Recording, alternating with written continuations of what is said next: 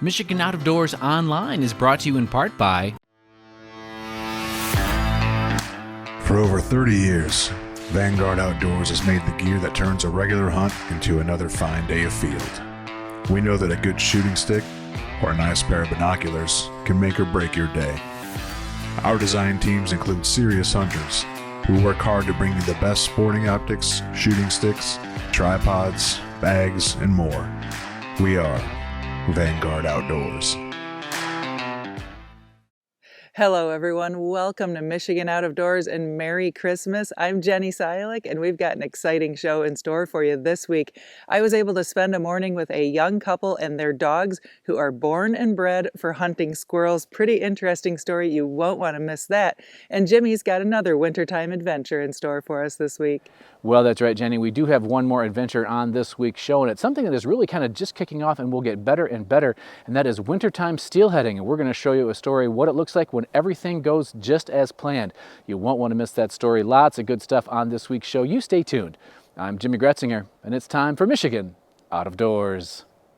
From the first spring rains to the soft summer breeze, dancing on the pine forest floor, the autumn colors catch your eyes. Here come the crystal winter skies. It's Michigan, Michigan out of doors. What a beautiful day in the woods. Someday our children all will see this is their finest legacy, the wonder and the love of Michigan. As the wind comes whispering through the trees, the sweet smell of nature's in the air. From the Great Lakes to the quiet stream, shining like a sportsman's dream, it's a love of Michigan we all share.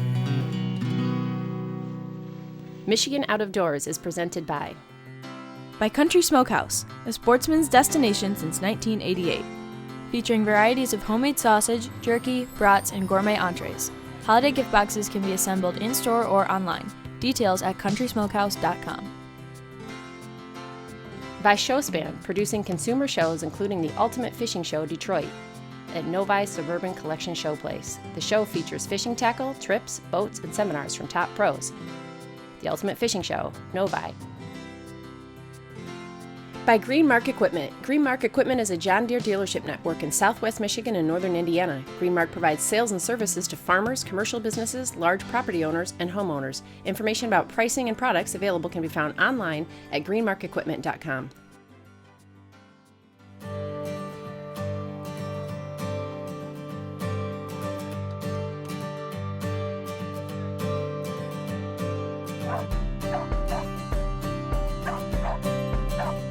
Doing a little squirrel hunting this morning. Yeah? Yep. Who do we have with us? We got Brandy, Ed, Xander. Two dogs are Ralph and Ivy.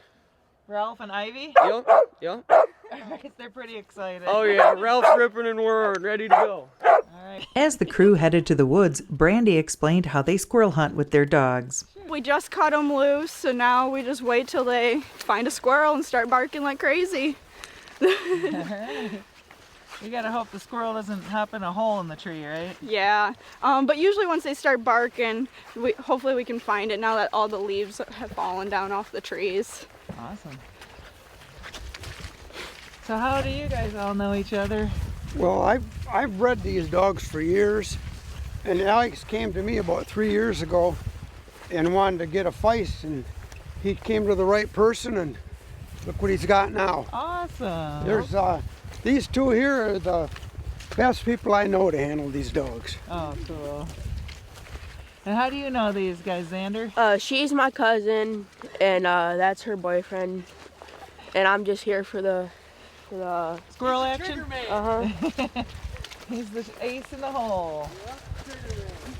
So first off, when we get to the woods, we get dressed, obviously. I get my collars turned on and make sure my dogs are pulled up so that way I have access to them wherever they go.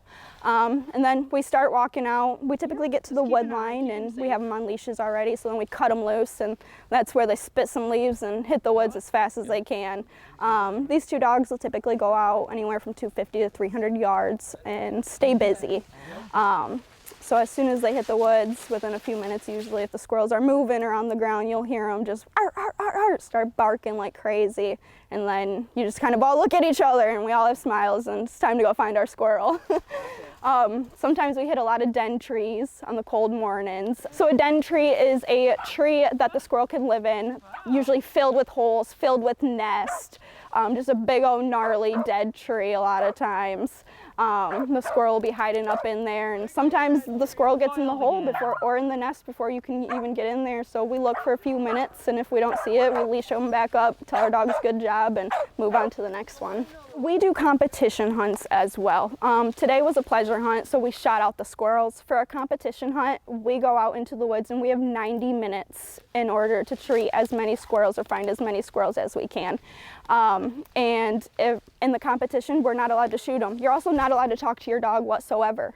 So it's real quiet out in the woods. You can hear them right as they're barking, and you make sure that they're planted on the tree, and then you say, "Ivy treed." And then you got to watch her for 2 minutes before you can put a leash on her, before you can even go up to her. After the 2 minutes is up, we can go out and put the leash on her, and then we have 5 minutes to find the squirrel for positive points, find a nest or a hole. And if we find the squirrel, heck yeah. If not, then after our time's up, we leash them up, tell them good dog, and back on and release them again here after a little bit. So they're used to not getting squirrel shot out, but they hunt a lot harder when we can shoot them out or when we got the guns with us. Boy, he was hard to see. Oh yeah, those black ones, they just tuck right down sometimes and match up with the tree. Hard to see. Just caught a little glimpse of him scooching up. Awesome. That was a great shot. Come here, Ro.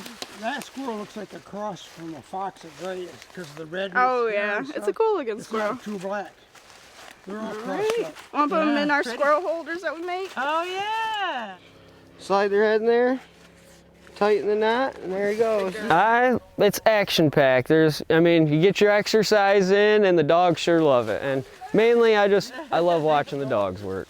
These feist dogs, they hunt with you. A lot of dogs, you get into curs and into hounds, and a lot of them are kicking up leaves, and you'll find them 1,000 yards over in the next woodlot. And the way things go now, everybody owns a 40-acre chunk, and land just keeps getting split apart. It's nice to have a dog that hunts with you. 90% of the time, they're within 300 yards, the dogs I had out today, and I have a few that like to go further and will kick up leaves until they find a squirrel, but these dogs are, they're pleasure dogs. They're a pleasure to hunt.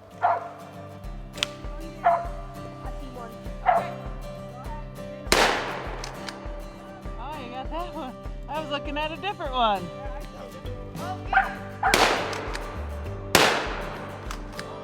There's one way up in the corner.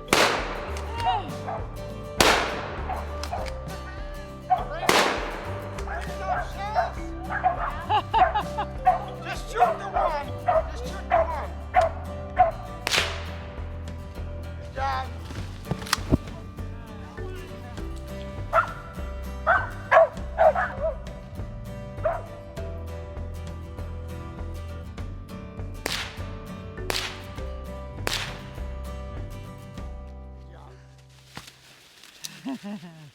So Xander, what happened there? I missed a couple times. Oh, I just kept on shooting. All right. Don't That's the way to go. Uh-huh. Look at that. That one's yours right there, dude. Big old buck. Good job, guys. Let's check Thank this you. out. Thanks. Man. Nice headshot. Yeah. And yours is probably a little heavier, Xander. Got Filled with that. BBs.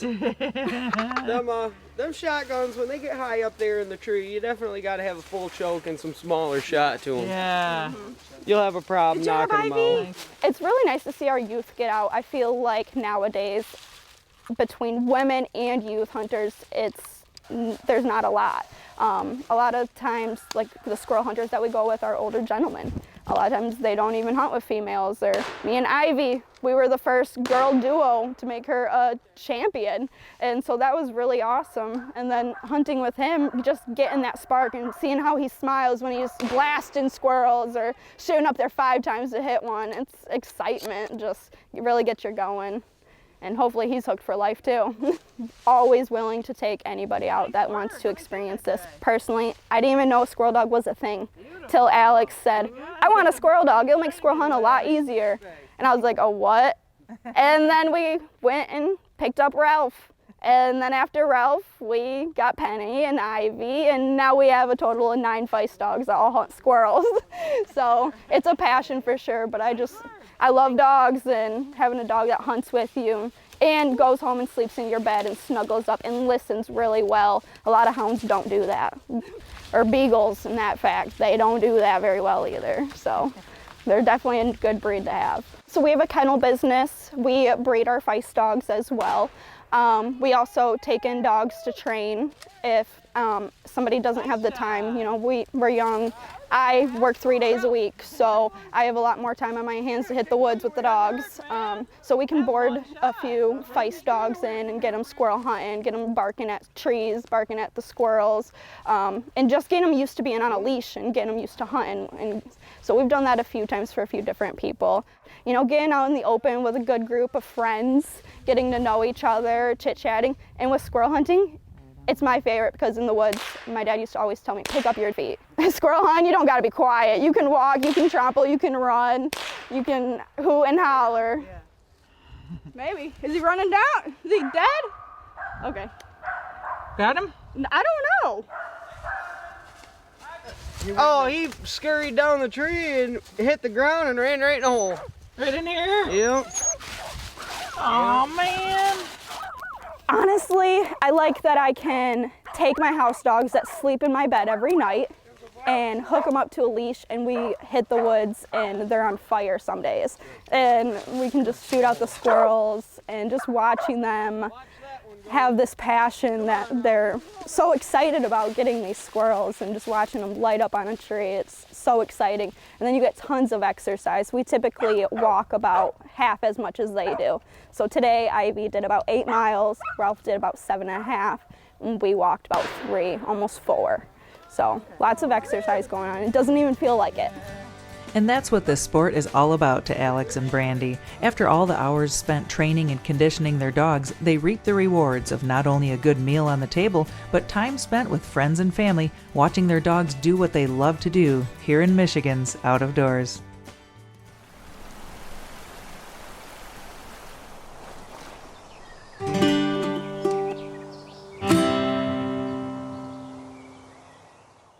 One of the activities that gets a lot of attention this time of the year is wintertime steelheading, and it really should be getting better and better as the weeks go on. In this next story, we're going to show you what it looks like when everything goes as planned.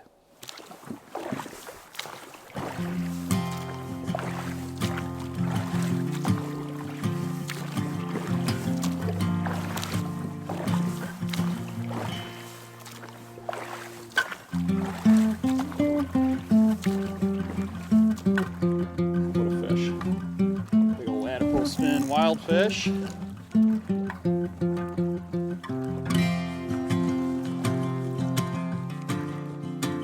Today we are in northwest Michigan, fishing a tributary to Lake Michigan, and we're going to be fishing for steelhead out here.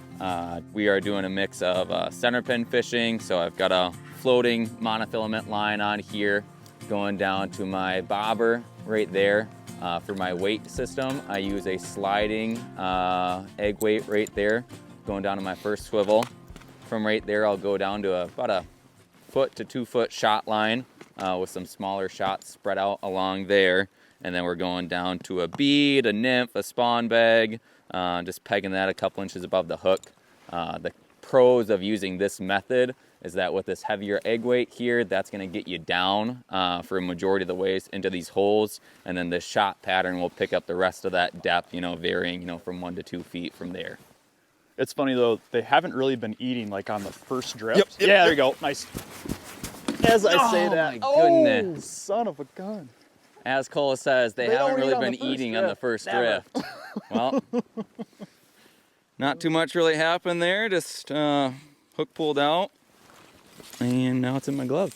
So there we go. Well, there's one.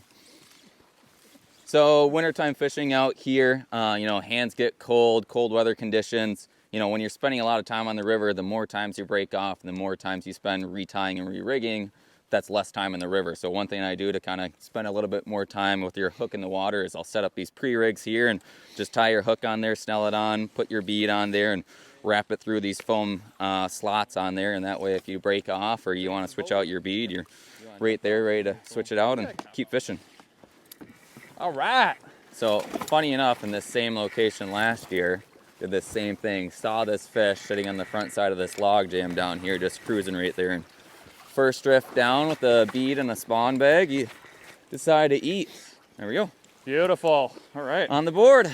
On the board. Lost one Luke. so far. And now we got Tight. one to the net. Just right boat side here. We'd already fished the main part of the hole right down there and decided to make one quick drift, kind of flirting with danger there next to the wood, and it paid off. Got a nice young river steelhead here. It's a clipped hatchery fish. So this fish was raised somewhere in one of our Michigan hatcheries, and here in the river now, coming up here to spawn and eat some salmon eggs. So there's lots of different ways to catch steelhead this time of year. And although we focused mainly on the center pen setup, we use several different baits throughout the day. generally, the spawn is not something I've used the past few years. For the most part, I've seen beads just do just fine, or the occasional jig and a wax worm. It does kind of play into effect in dirtier water, or for those fish that have a little bit more lockjaw, getting some scent out there in the water. We've seen it before where you fish beads through the hole and then you throw a spawn bag out, they get the spawn bag, or the opposite. You're fishing spawn bags and then you just throw a loose bead out there in the hole, or sometimes even a nymph like Cole's using today, and then they decide to eat that. So it's really just throw the whole kitchen sink at them and figure out what that exact fish wants. So no really right or wrong thing to use out there for steelhead, just whatever you like the most. Very cool. That's a great fish. We'll color it up buck. Oh yeah. Beautiful. My guide, Luke, here, encouraged me after all hope was lost to make like one more cast, and boom, there he was. Yeah. So listen to your guide. It's always a good idea. Our second fish of the day confirmed something we had been wondering about all morning. This fish showed signs of spawning, just like the first one we had caught. And although it's not unheard of for fish to spawn this time of year, it's pretty rare for mid-January. Normally around the state, you'll expect to start seeing some of the winter steelhead spawning in that mid-February, end of February range. Peak spawn being March and April. But, on these rare years where we have a warmer winter, those fish that came in around October and late September, they've been in the river for a while now, and they see a little bump of the temperature this time of year and they're ready to spawn. So every fish that we've landed so far, they've had marks on their sides and they've been working in the gravel. So pretty unique to see that for January 21. Beautiful Michigan winter steelhead here. Gorgeous fish. After a very successful morning, we decided to take a quick break for lunch, with plans on fishing for the rest of the day. So here we have a nice piece of Alaska sockeye salmon, wild from Bristol Bay. Caught this back in July up there, and we're gonna cook this up. We got some soup, cheese, and crackers for us. Throw some lemon on the salmon there, a little bit of seasonings, and see how it turns out. So right here we've got some fresh chopped parsley, and then I've got some dill, thyme, salt and pepper, a little bit of brown sugar to get some caramelization in there, and that's pretty much it.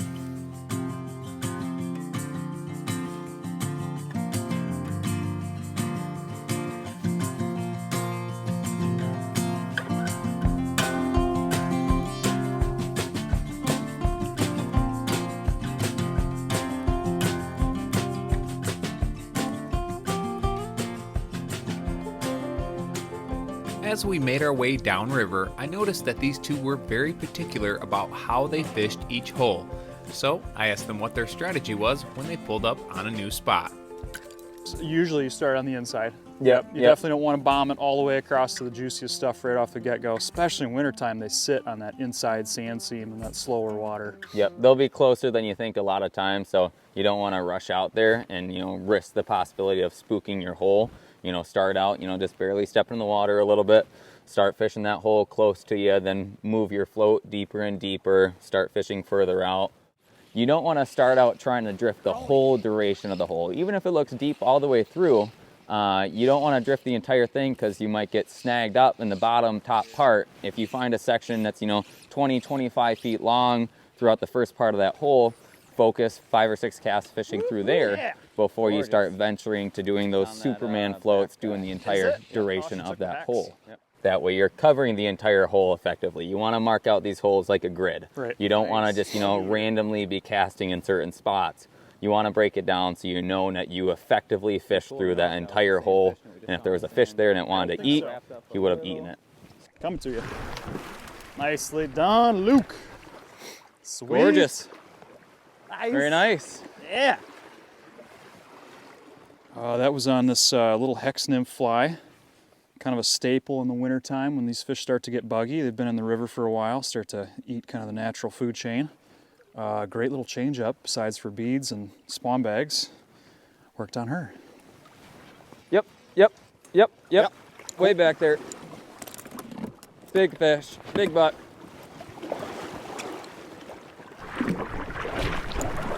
Nice. Awesome. That was a rodeo there. That was a hot fish. He just hit the bobber and started running. No stopping him. So he got us into a little log jam right there, and we got lucky and pulled him out. But that's just the nature of these small rivers here, is once that fish is on the line, be ready to run. You can kind of see we're out of breath from chasing them, cameraman included. So love it. Yeah, worth it. Sick. He's in the net, and another gorgeous buck. Yeah. Cool. Killing it. Yeah, it's a great workout out here, and in addition to the fishing. So we'll catch our breath here and take some pictures, get some footage. Got another gorgeous buck steelhead right here. He is a wild fish, and you can tell by this adipose fin right here. So these are the really important spawners for this river system and all river systems in Michigan. So fish that have that adipose on there, we love to let those ones go and let them go out there and spawn and create more fish for the future. If you get one that has that adipose clipped off on there, it'll be all the way flushed down to the fish. That's a good fish to take home if you want to keep a fish for the family and have a nice steelhead dinner. But this guy's gonna go spawn and make some more for the future. Beautiful. Cool. He's probably tuckered out. Yeah.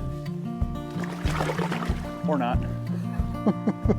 Did you get that?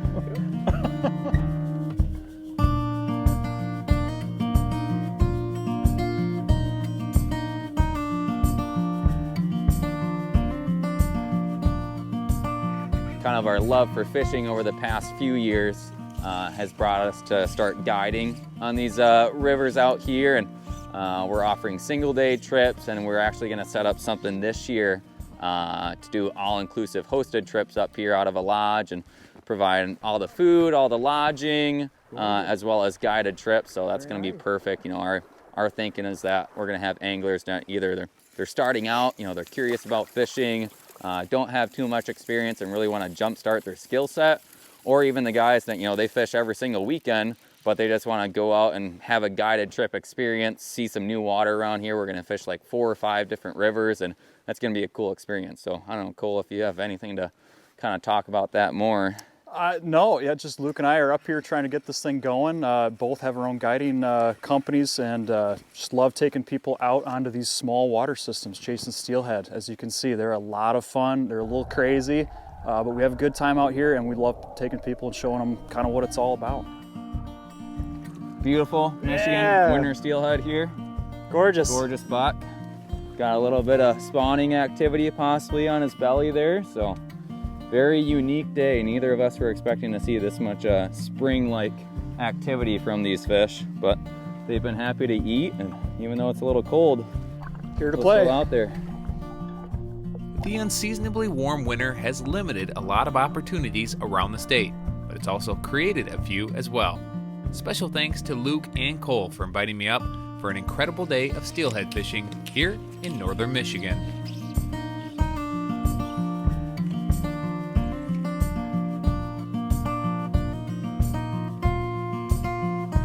That was a rodeo there. That was a hot fish. He just hit the bobber and started running. No stopping him. So.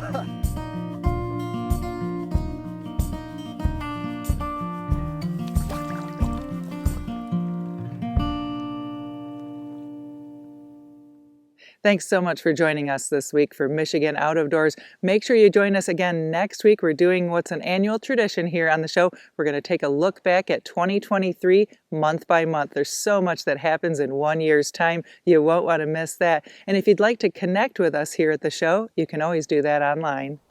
Well, that's right, Jenny. Online is a good way to kind of keep track of us. You can do that through our website, kind of learn a little bit more about the television show that way. If you want to see what we're doing on a more day-to-day basis, probably Instagram and Facebook are the best way to kind of do that. And if you want to subscribe to our channel on YouTube, that's a really good way to kind of keep track of us as well. And you get an email every time we post something new, and that's a good way to follow us there. And really, from all of us here at Michigan Out of Doors Television, we want to thank you for watching us this year. And from our family to yours, Merry Christmas. Don't forget the true meaning of the season. And hopefully we'll see you right back here next week on your PBS station. Michigan Out of Doors is presented by... Do you dream of somewhere bigger than your backyard? You can get there with Greenstone. Whether you want to hunt, fish, hike, or just watch the sunset, we're ready to help you own your place in the great outdoors. To learn more, visit greenstonefcs.com. By Alta Equipment Company, providing sales, rentals, service, and parts because uptime matters. From earth moving to landscaping and light construction, Alta offers over 50 brands across 7 Michigan locations to serve you. More information online or 844-GO-2-ALTA. By SCI. SCI helps protect, promote, and preserve wildlife through conservation practices, which include hunting. SCI supports and funds conservation programs in the state of Michigan. Learn more how you can get involved at a chapter near you. By Jay's Sporting Goods, with locations in Clare and Gaylord. Jay's has been serving the Michigan outdoor enthusiast since 1971, with a wide variety of outdoor products. The gear, the knowledge, the tradition of Jay's. On the web at jaysportinggoods.com. When I wander far away, a dream stays with me night and day. It's the road that leads to my home state. I am a Michigan man. Changing seasons paint the scene like rainbow trout in a hidden stream. The white-tailed deer in the tall pine trees. I am a Michigan man. I am a Michigan man. Ask where I'm from and I'll show you my hands. Lord above, I love this land. I am a Michigan man. From the Keweenaw down to St. Joe, Kalamazoo, east to Monroe, to St. Marie and back again. I am a Michigan man. I am